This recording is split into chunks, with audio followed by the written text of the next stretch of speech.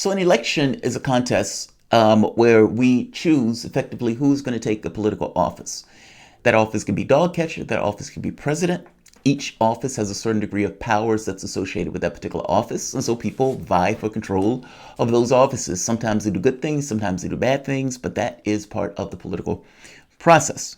The political parties, if those parties are in harmony, work together, even after somewhat of a competitive primary, where the weaknesses of the candidates are exposed and the stronger candidate effectively leaves fittest of the, strongest, fittest to survive, leaves that contest with the notion that they're going to engage in a ferocious level of gladiatorial combat with the other party. All things being equal, the fact that all of them are under the same umbrella of that particular party, you would think that they will be working in tandem, hand in hand, even if they have disagreements. I got your back, you got my back. The world is great. If you do well, I do well. If I do well, you do well. Ideally, under normal situation, those are the ways that a party would ideally, in harmony, work together. Votes are part of the political process. Now, votes are interesting because the only way you can get a vote, ideally, assuming for the moment that the computer is not adding votes, is from a voter. Those voters go out and they find a candidate. Ideally, again, all things being equal, let's say a schoolboy view of politics, they find the voter that they like. And once they find that voter that they like, or that is not onerous, over the toply onerous compared to the other opponent, they will give that person their vote. They will bestow that honor. That person only gets one, so the bestowing of that particular honor is a precious, sacred thing. We don't treat it in those terms at all, but that's what we got. Now stop here for the moment. Stop here for the moment. I've told you for the past several years, literally told you on this channel that there was a war in the Democratic Party. That Sanders, being the figurehead of that war, let's say the fullest expression of that war right now, runs in the race and everybody does what they can to stop him.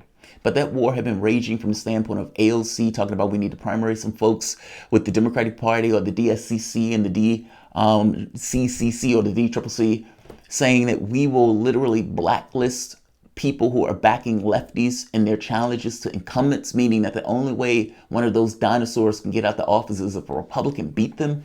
Like, this was the level of politics that was being played in the Democratic Party that was under the scenes. When it bubbled up in the context of Sanders, and you saw what happened with that. Right now, Bernie Sanders has came out to back and endorse one Joe Biden. And in stomping for Joe Biden, Bernie Sanders is now turned around in the same way they put a knife in Zephyr Teachout, in the same way he put a knife in Nina Turner. He is now coming around and attacking his most ardent supporters, his most dedicated of supporters, his people who got out there on Twitter and gesticulated to do the things that the candidate didn't have the spine and the backbone or the strength to do. And now those people are fodder for Bernie Sanders to attack. Welcome to the Soapbox.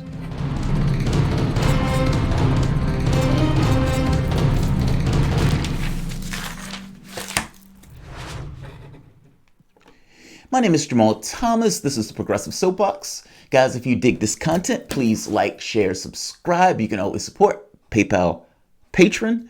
This content is indeed brought to you by you. So if you dig the content, please consider contributing, even if that's a like, even if that's a share. All of it is appreciated. The entire party doesn't necessarily work in tandem, especially in the context of a party that is at war with itself. How bad do elements of the party want to win? That is an infinitely important question. And what levels of depravity are they willing to accept in pursuit of that win as compared to you? Meaning, you need to have a general and a decent idea, objectively, of the capabilities of your opponents and what those opponents are willing to do, whether those opponents are foreign, as in the Republican Party, or as many Democrats, or domestic, in the context of the Democratic Party. Put aside for the moment Sanders' loss. Even put aside for the moment the endorsement. You have learned so much in 2020, even though I know you're still dealing with it. I know you're still reconciling it. I no longer feel depressed, actually. I realized that what I've learned in this race in 2020 and going back, looking over it in the context of the other races, I've learned something absolutely fantastically important that I think lefties need to also understand and internalize. And in understanding and internalizing that, changing tactics from the last 50 years that has only gotten you bupkis. Look, the election is an event. That's true. And because of the way elections are put together, meaning all focuses on winners and losers within the context of whatever that election is, we focus, just by definition, on the winners and losers of that event. Media does that all the time. But in doing so, they miss something. It's a shallow appraisal. Because what's taking place is not entirely always just the horse race. At the very least, the horse race is not always the most important part of what's taking place. The election is an event. The election doesn't necessarily have to be the event. Value is not absolute. Meaning, even though an election is taking place, even though the winner and loser thing is taking place, depending upon the individual and their priorities, that election may not be the entirety of the point. Meaning, yes, Sanders is running against Joe Biden. By the same token, the Democratic Party understood that Joe Biden was a weaker candidate. They didn't care. Meaning the schoolboy philosophy of the primary process where two candidates engage in combat and the strongest candidate walk away knowing his weaknesses and everything else, and those weaknesses being challenged in the fight. That never happened. Sanders never challenged Biden in this particular way. Glass jaw, we have no idea. Joe Biden is going to go into the general going against Trump with all sorts of weaknesses that were never challenged by Bernie Sanders in this race. That's the honest God truth.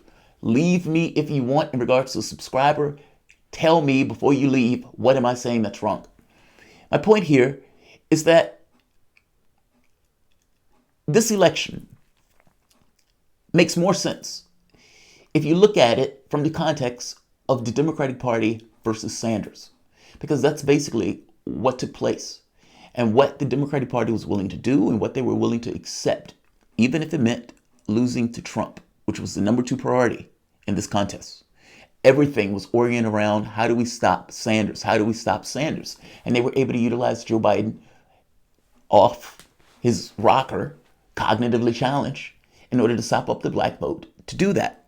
Sanders, for his part, never did opposition research, never went after his opponent, despite people screaming at the opponent, at the point where he actually did realize, oh, holy shit, I have a problem. It was too late. Elections are like chess. The moves that you do prior come up to the point of now.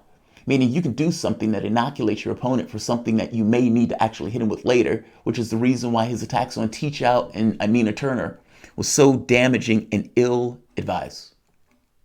Political malpractice on a mass scale.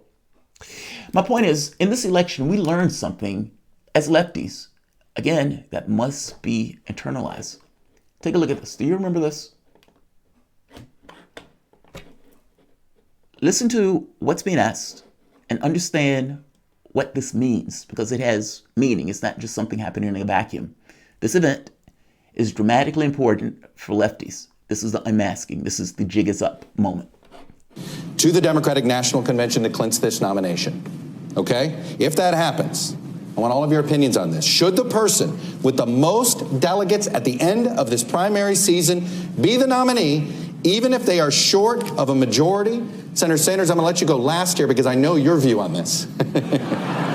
So instead, I will start with you, Mayor Bloomberg.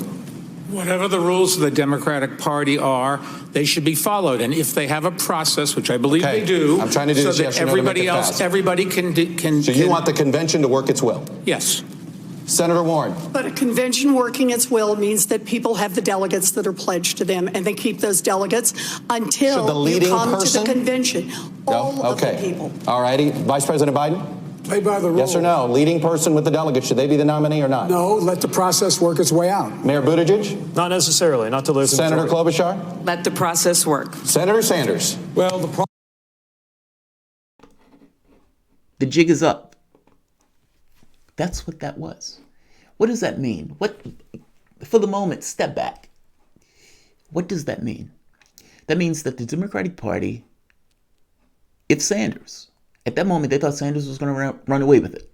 If Sanders has the most delegates, they are willing to go to the convention, something none of them over the course of God knows how many years are willing to go to the convention and rip it out of his hands. You tell me, what does that do? Do you honestly believe that any Bernie voter will vote for the candidate, whoever they choose, after doing something like that with a Sanders win? All hell would break loose, and every last Democrat on that stage was willing to do it. Why? Because stopping Sanders mattered more. That's my point. You must internalize that. That's a big fucking deal. That means that the Democratic Party is playing lose-lose politics. We accept that Biden is a weaker candidate. We accept that he may lose to Trump. We don't care. It is more important to stop Sanders from winning because Sanders will change the party for a generation, whereas if we just lose to Trump, we retain control. That's your opponent, whether you realize it or not. What you just saw there, every last one of those Democrats, the entirety of the party said, you are we don't want you. What is it? Non grata. We don't want you. We don't want you. You are not our person. And we are so adamant that you are not our person that we are willing to lose to Trump. We are willing for him to cut Social Security. We're willing to risk him cutting Medicare. We're willing to risk him getting rid of Obamacare. We're willing all that. That's what we're willing to do. Because ultimately, the brain trust of the party, we're fucking rich. What do we care? At the end of the day, we might not like Trump. And yeah, we might want power. But at the end of the day, we are willing to live in that world if it means stopping you. You must internalize that. That is a big fucking deal. That is an unmasking of sorts. For the longest time, the Democratic Party sold you this bill of goods that we're working in tandem. This is a contest. If you win, we'll back you. If we win, you'll back us. But this is just played. This shows that it's you back us. But if it comes to backing you, it's all out war. And we're willing to lose to Trump in that process if you win. This is exactly what they did to Jeremy Corbyn, by the way. I'm just making the point that as lefties, that is dramatically important to understand because ultimately your first opponent, your main opponent, is effectively the Democratic Party. That's your first and main opponent. If they're willing to lose to Trump in order to stop you, then how is that not your opponent? Also, if they are willing to lose to Trump and you are not, how will you ever get anywhere in this political process? I don't say it because I love it. I say it because it's right. There's a difference in those things. We all knew this was coming. And yeah, I know it hurts to have Sanders effectively attack us. But basically Sanders gets in an interview and says, Sanders said his supporters have a simple choice now that Biden has emerged as a presumptive nominee. Do we want to be active as we can in electing Joe Biden and doing everything we can to move Joe and his campaign in a more progressive direction? Or do we choose to sit it out and allow the most dangerous president in modern American history to get elected? I believe that it is irresponsible for anyone to say, well, I disagree with Joe Biden, and therefore I'm not going to get involved. So I'm irresponsible, apparently. I'm irresponsible. To show you, we spent months being attacked, smeared, slurred, racist, bigoted, sexist, homophobic, white boys, bros, abusive, a culture of hate, or so whatever the hell Elizabeth Warren said. For months on end, day in and day out, Bernie bros, day in and day out. I remember Sanders might have saying something once, and I remember one time even going so far as to accepting the narrative itself. I remember he put a knife in Turner. I remember he put a knife in Zephyr Teachout. The notion that you would attack your most ardent and dedicated supporters is low. I'm sorry, that's low. That's very low. Those people did your job. Meaning you didn't want to do opposition research. You couldn't get your hands dirty. Not me, us. But But you didn't mean that to the degree of your buddyship. Or you didn't mean that to the degree of your own sensibilities and ethics that didn't necessarily allow you to actually engage in political combat in a competition that required that. Meaning you weren't willing to go beyond your own ethical guidelines or, for that matter, your own buddy and friendship with the guy who was supposedly the avatar of everything that you have railed against in the campaign. You couldn't go against it. And so despite all of this anguish, all of this pain that's in the nation, despite 50, 60 years of not having a lefty that's viable, you ran this contest like you were running bareback on a rainbow. It's just farcical. I'm sorry. Yes, Sanders has great ideas. Yes, he introduced those ideas into the public. All that's true. Yes, he was able to show that all of these ideas are popular. All that stuff, tens of millions of people that back, all of that stuff is true. But God knows we got to be honest in any kind of appraisal. And I'm sorry, any reading of what was taking place behind the scenes in regards to the way Sanders thought he was going to run this campaign it's farcical that he thought you could win a campaign that way. That's all. But fair enough. I think it's political malpractice to a galactic degree. That's what I think. And again, I think it's massively, massively low. Those people did your job. You couldn't be bothered to attack people. But what did those people do? Twitter, Facebook, social media. They were stumping for you. They were stumping for you because they believed in the stuff that you were putting out. And they also understand that Joe Biden doesn't believe any of that stuff. So the notion that you will side with somebody like that, fair enough, you endorsed them. But the level to which your endorsement needed to go, the level of enthusiasm that you needed to draw into it was a purely political decision with a certain degree of caveats that you could have added to this process if you wanted to be aggressive. You're talking about if you want to be as active as we can to re-electing Joe Biden. What is the active move here, Sanders? Acquiescing and knuckling under? Or is the active strong move to make the point and backing all of these lefty groups, all of these lefty colleges, all of these people who are saying never Biden, and make an affirmative argument that, look, Biden, you have my support, but I understand that my supporters need Medicare for all, et cetera, et cetera. They have their demands. And look, unless you acquiesce to those demands, I can't necessarily fault them for not supporting you. However, you even do have my endorsement. I'm making the point that there are active moves to be played. The Sanders won't play now, just like he didn't necessarily play during the election. And now you're going to come and you're going to be as naive as you ran that election. Flagrant naivety en masse to a galactic scale, almost to an embarrassing, humiliating degree level of naivety. Which is why I asked the question, were we being conned from the beginning? Because the level of naivety associated with the Sanders campaign is breathtaking. But a campaign that ran like that has the neck to come out and attack his most ardent supporters as irresponsible. You should be ashamed of yourself. Not only were you weak in the way that you ran this race, you failed. This wasn't a situation of the party coming together to, clobber you and whatnot. You just failed.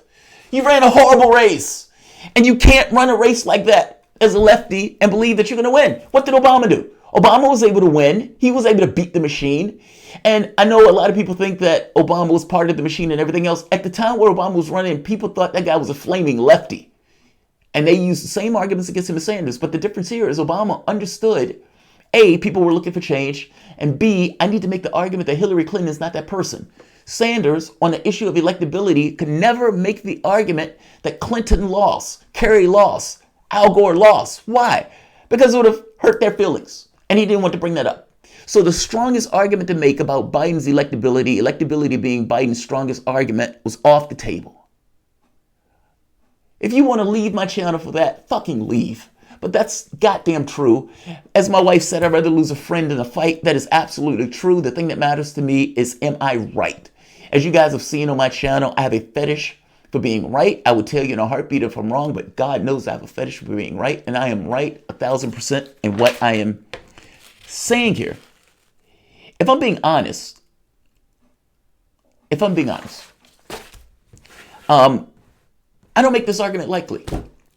Like, God knows I know the consequences of what I'm saying, so don't misunderstand me. I understand that Trump cutting Social Security, Medicare, all that stuff. I get that. But I'm stuck with a problem of priority. If your objective is to get policy accomplished, you've spent 50 years folding yourself in the Democratic Party and you have gotten nothing. I am making the point that that strategy has failed because of what you've seen in that video is they were willing to go after you to the same level of aggressiveness that they were going after Republicans, despite the fact that they expected you to vote for them after the process. And you also saw right there that they were unwilling to even back you. And yet you folded yourself into a party that in no way was going to ever back your interests. And you still are clamoring to do the exact same thing now. I don't make the argument lightly. I don't. But the fact is, your opponent is willing to do exactly what I just said. Allow Trump to cut those items and everything else if it means they win. Which means that you, unfortunately, are stuck in the disposition of doing the same thing.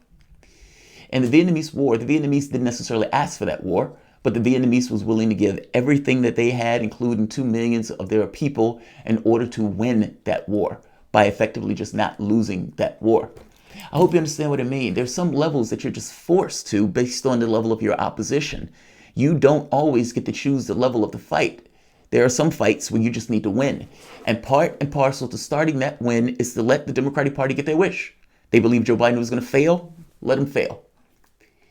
Be vocal about it. You're not voting for him. Be vocal in the millions. These are our demands. I want Medicare for all. I want the elimination of student debt. I want $15 minimum wage. I want a wealth tax. These are the things that I want. These are popular by the American public. Go and do your job. Do your job that you're supposed to be doing to represent the American audience. Do your job and scream that over and over and over again. Every time somebody puts a camera in your face, you say that. Every time you go somewhere else, you say that. You are listing your demands. Joe Biden is never going to get my vote unless I get this, this, this, and this. And by the millions, I swear to God, by the millions, if you had 10, 20 million people doing that, you will get your Medicare for all. You will get your Green New Deal. And when Joe Biden fails, and all of these lefties are always so concerned and scared, oh God, they're blaming us for it. If you run, they're going to chase you your whole life. Your point. The point that you were trying to make is we have leverage, we have clout, and even if we can't win, we can make you lose. Your pain or my pain will be your pain. You're going to share my pain. And when they say all these creatures of the, oh, Joe Biden lost because of the lefties, you scream out, goddamn right. Yeah, he lost because of us. And we will do it again and again and again. My pain and my issues are going to be yours from here on out. This is not a race to the bottom. You will lose, or you will fundamentally cease to exist as a party as long as you are not adopting these policy priorities. The media is going to howl. Fuck them. Democrats are going to howl. Fuck them. You and me, we comforted each other as they attacked us relentlessly. Sanders wasn't backing us up. We would do the exact same thing again with one clear difference. You have political clout, you have political leverage, and whatever the fuck they say about you, they respect the shit out of you now. When you are going into the political space from that moment on and you make your point of this is what we want, either they would have to adhere to it or they will already know that they're going to lose. And I guarantee you this, there's some craven motherfuckers in the Democratic Party that is going to pick that up and say, fuck it, let's do it. I want to be in power. If this is what it takes me to get in power, I'll do it. I don't care if they believe it in an ideological way. I just care that they do it. That's the point of getting policy accomplished. It's not the individual per se. It's more so the movement and pushing very specific ideas that you want to get accomplished. Make sure those ideas are popular by the American public. Stop fucking around with ancillary ideas where people are going to fight on. Pick the things that you know people agree with. Use it as a tip of the spear and press on the political system with tens of millions of human beings that believe in the exact same thing. If you want to get policy accomplished, that's how you do it. Folding yourself within the Democratic Party is not the way to do it. Look at this. This is the saddest thing that I think I've ever seen in my life. Pathetic to the hilt. It brings me no joy to say that. None. Honestly, I swear to God, I love Sanders. Sanders is fucking awesome to me. I am angry at him right now. So my guardrails of conversation are effectively evaporated. But everything that I'm saying here is true. This is one of the saddest, most pathetic excuses for a leftist, radical socialist who has been calling for a political revolution that I have ever seen in my life.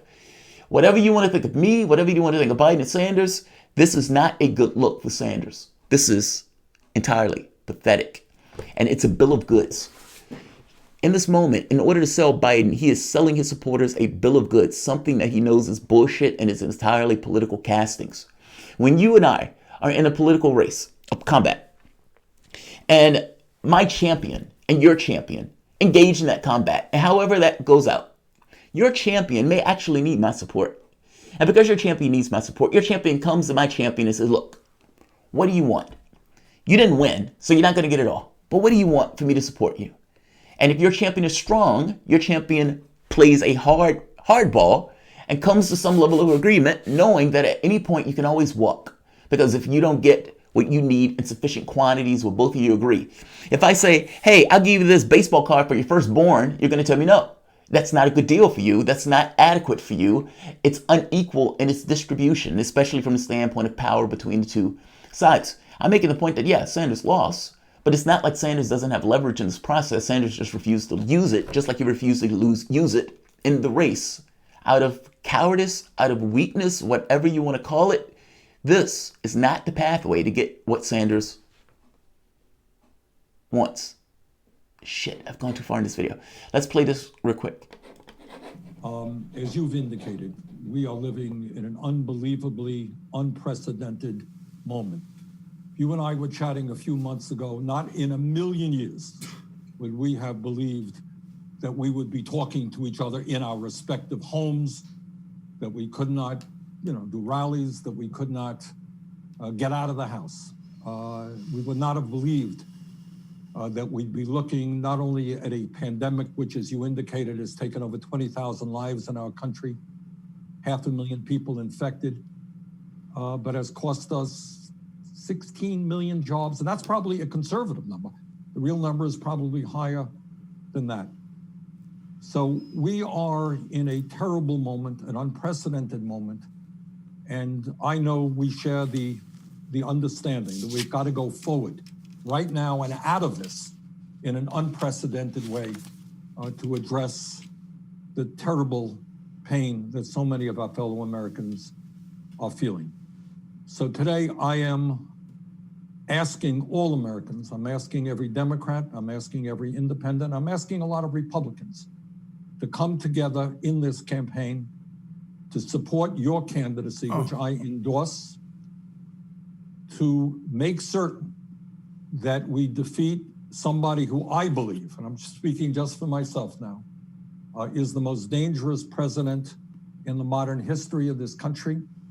A president, and you made this point, who downplayed this pandemic, who ignored the advice that some of his people were giving him, who has not used the Defense Production Act early on so that we could produce the masks, the gowns, the gloves, the ventilators that our medical personnel desperately need, who today, because I understand that is threatening to fire Dr. Fauci, who has been an unbelievable, who has been day after day the voice of science to the American people, trying to explain how we go forward in this crisis, and he's threatening to fire him. So to me, for all of those reasons and so many more, a president who apparently has never read the Constitution of the United States, who believes he's above the law, a president who lies all of the time, a president who has at least shown me that he is a racist and a sexist and a homophobe and a xenophobe and a religious bigot. I mean, for all of those reasons or more. Stop. Just fucking stop. Just stop.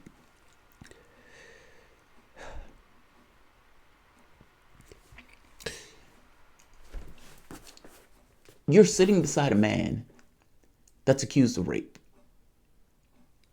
Put that in context. You, Bernie Sanders, right now, are sitting beside a man that has been accused of rape and that his charges filed against him for sexual assault. You're sitting beside a man that lied throughout the entirety of this primary process, either on civil rights, on the Iraq War vote, on Social Security. He lied. He didn't meet with Mandela in South Africa. None of that stuff was true. Joe Biden just made that shit up on the spot. This is the same guy that said people should go to Wisconsin and potentially die in order to drag my decrepit ass over the finish line.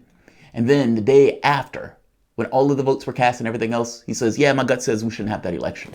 That's who Joe Biden is. Joe Biden, you and Joe Biden could be in an elevator. Joe Biden to cut one in the elevator. He'll look at you and be like, did you cut one? That's the guy that Joe Biden is. And Sanders is shucking and jiving, and has to demean himself in this way.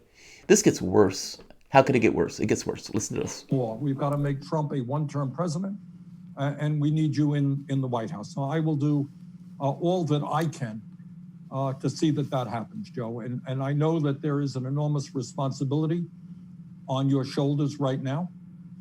And it's imperative that all of us work together to do what has to be done, not only in this moment, but beyond this moment, in the future of this country. And in that regard, I have been very pleased that your staff and my staff have been working together over the last several weeks to coming up with a number of task forces. These are task forces that will look at some of the most important issues facing this country. The economy, how we create an economy that works for all, not just a few. Education, how we create the best educational system in the world for all of our people. How we deal with climate change, which, as you indicated, is an existential threat to the planet. How we deal with criminal justice, because we don't want to continue having more people in jail than any other country on earth. How we deal with immigration reform, and how we have a healthcare system that is so much better than what we have right now. Now, it's no great secret out there, Joe, that you and I have our differences, and we're not going to paper them over. That's real. But I hope that these task forces will come together, utilizing the best minds and people in your campaign and in my campaign. Stop. What did you just hear there? Be honest. Bernie supporter? I've supported Sanders the entirety of this channel. Why do I call this sad and demeaning? Why do I say this is humiliating? Why do I say that Sanders has demeaned himself in shucking and jiving for a guy that's a potential rapist while at the same time calling the president sexist? I'm saying that because when he's coming out with this task force stuff, I hope you understand they don't mean anything. It's nothing. Sanders got nothing. When Sanders and Joe Biden were on the debate stage and the announcer said, hey, what are you going to give Sanders to get his support? Joe Biden said, Sanders is going to support me, and he's going to go out there and tell his people to support me. You're not going to get anything. When The Hill ran an article saying that people wanted Sanders to drop out, what did Biden aide say? I don't think he's going to get anything else from Joe Biden. Why? Because there was nothing that Joe Biden needed to give Sanders. Bernie Sanders had already given over his support to Joe Biden early on. Bernie Sanders had already said he'd support the nominee and stump for the nominee, and they saw he did it in 2016. So there was nothing that needed to be given to Sanders in order to get him to demean himself in this way. He did it for nothing. Think about that. Think about that in comparison to what I'm saying. If he sat here and turned to Joe, unprovoked, unannounced, surprised, Joe, you got my support.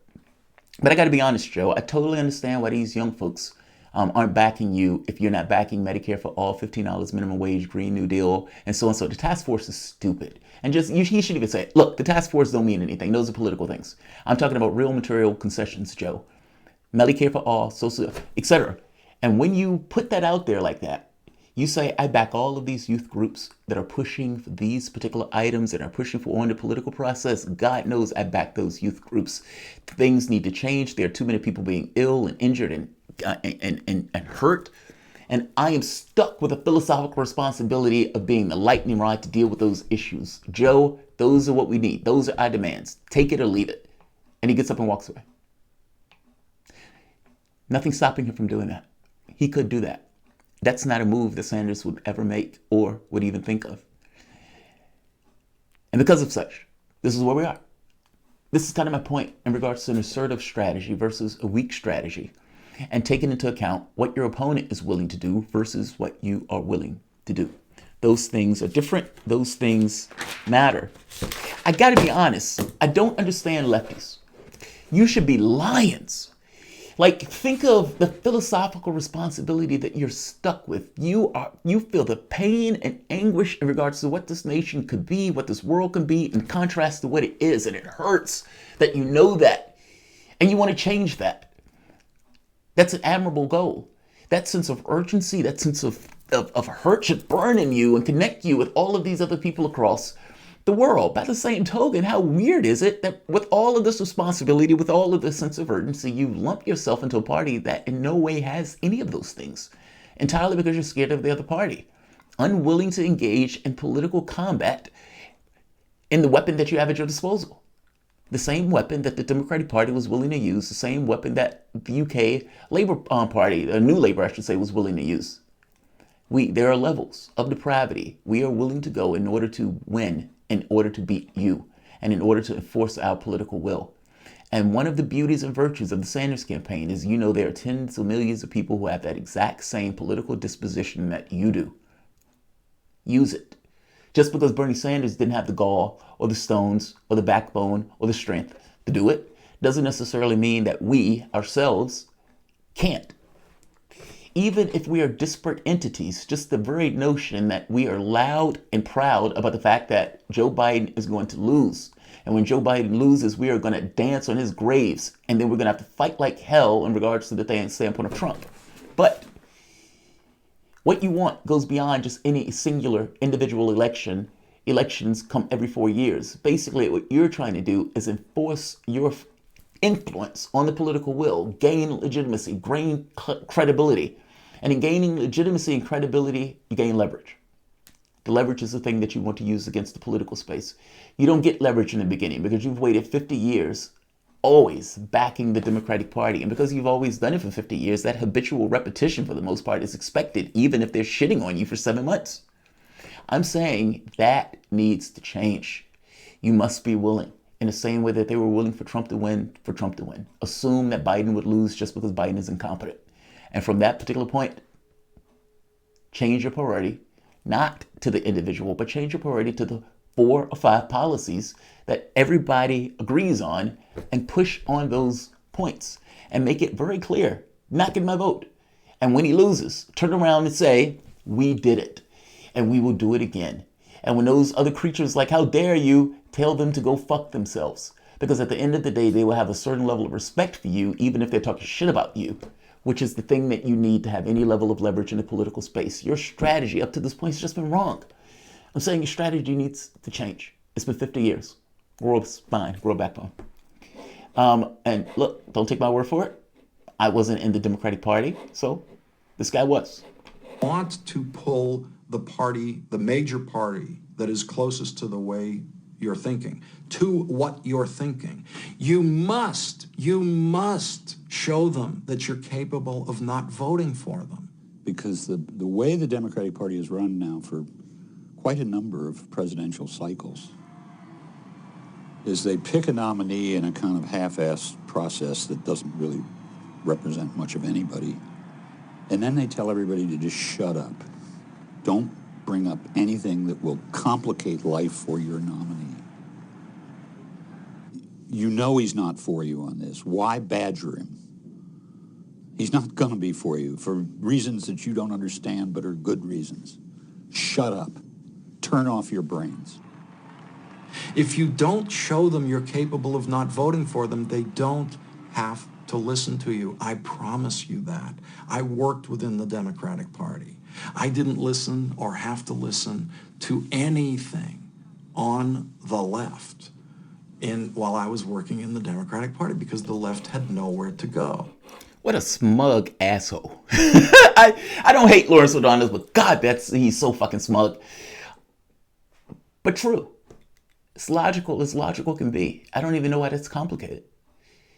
If you're a politician, think of the number of people who have their hands out, who are tugging on you, who are pulling on you, and think of the people who are throwing cash at you.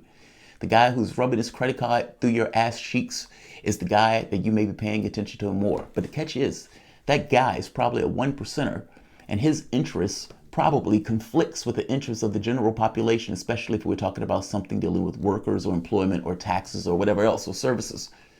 how do you get him? Or how do you get the Democratic Party to listen to you when all of these other people are pulling and tugging on him? You just have things that you want. You just have things, arguments. Hey, I think this is moral.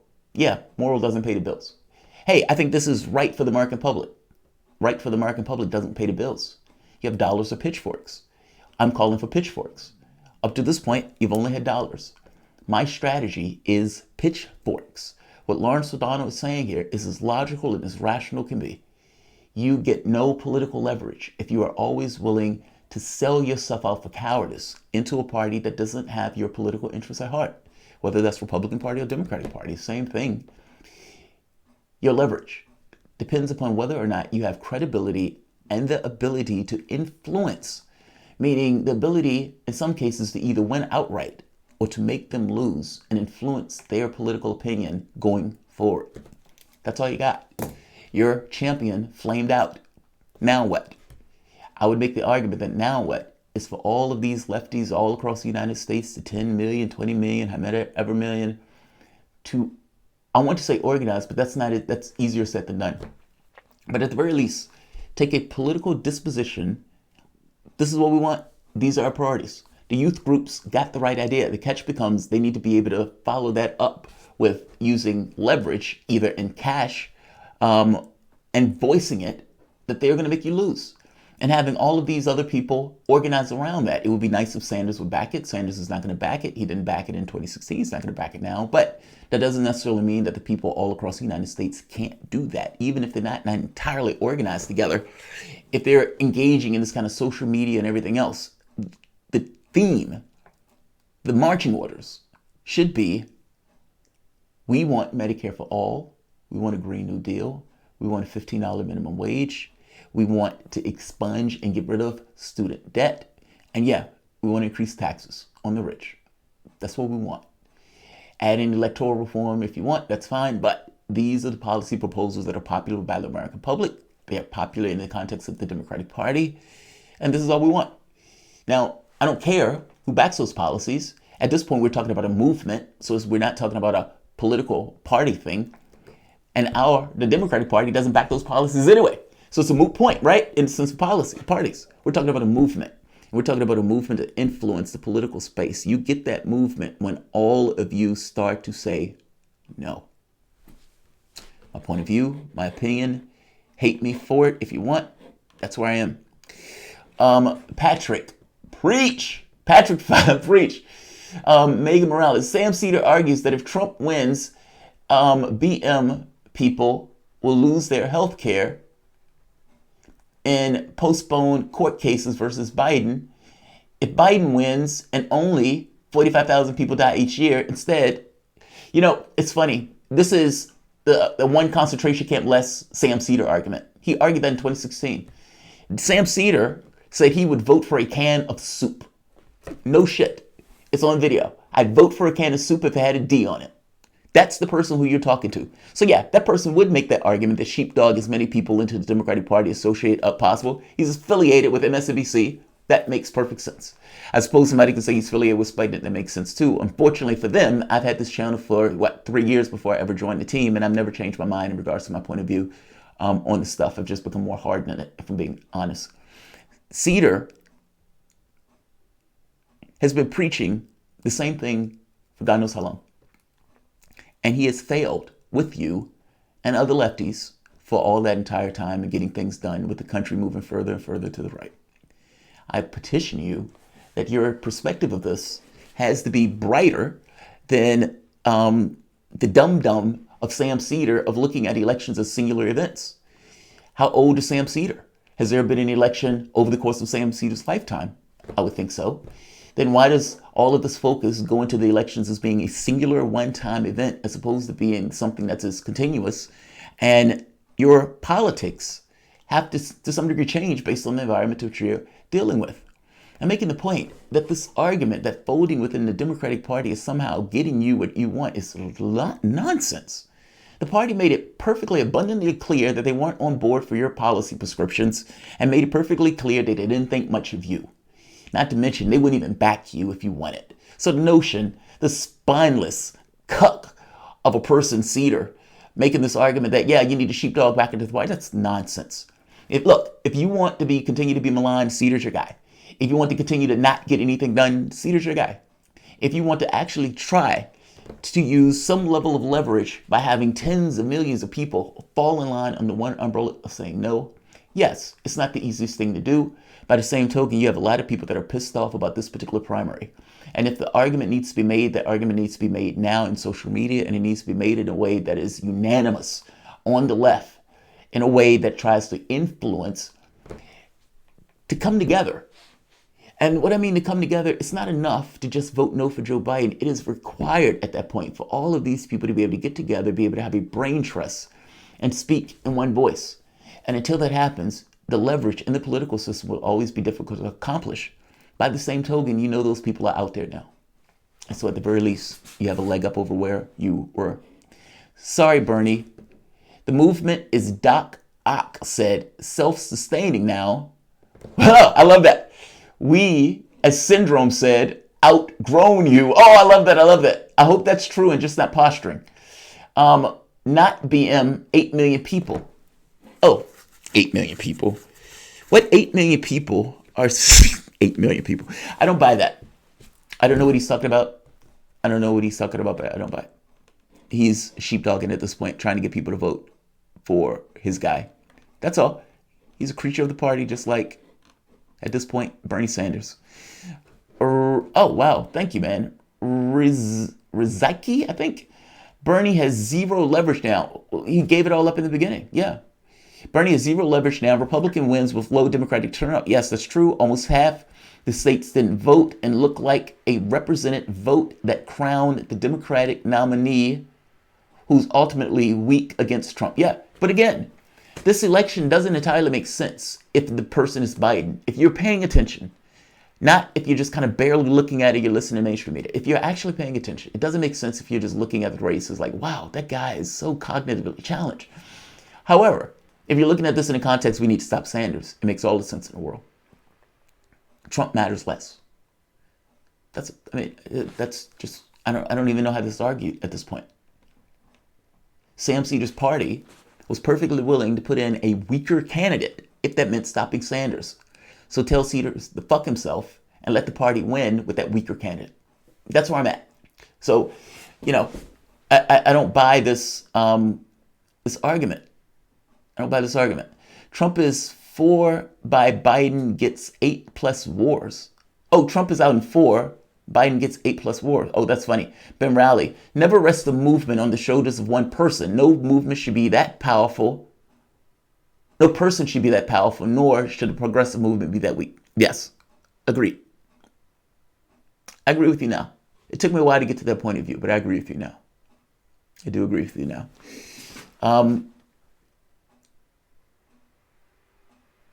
Yeah, I agree with you now. Let's see. I'm seeing another one. Oh, here we are. Oh, I see. They're delayed. I see. All right. This video has gone way, way long. It sucks for Sanders to do that. Yes, I'm being brutal in this video because I greatly dislike disloyalty. And not grasping. Like there's something problematic about not grasping who your allies are and the willingness to put a knife in those allies so easily, even when they are your supporters. That just burns. Like that's a level of disloyalty that's massive to me. You spend nearly $250 million to put in his pocket to be the avatar of their will, and you find out that he is not even doing opposition research on his opponents. And he turns out backs Biden and now attacks the people who are the most ardent of his supporters. Bad move, Sanders. Yeah, honestly, if you want to get Joe Biden elected, getting him elected, the pathway that I've said is probably the best way to do it. Those task forces are meaningless. In the sense of real policy concessions, if you got Joe Biden to support Medicare for all, you will get Joe Biden elected. Short of that, I doubt it. Like, share.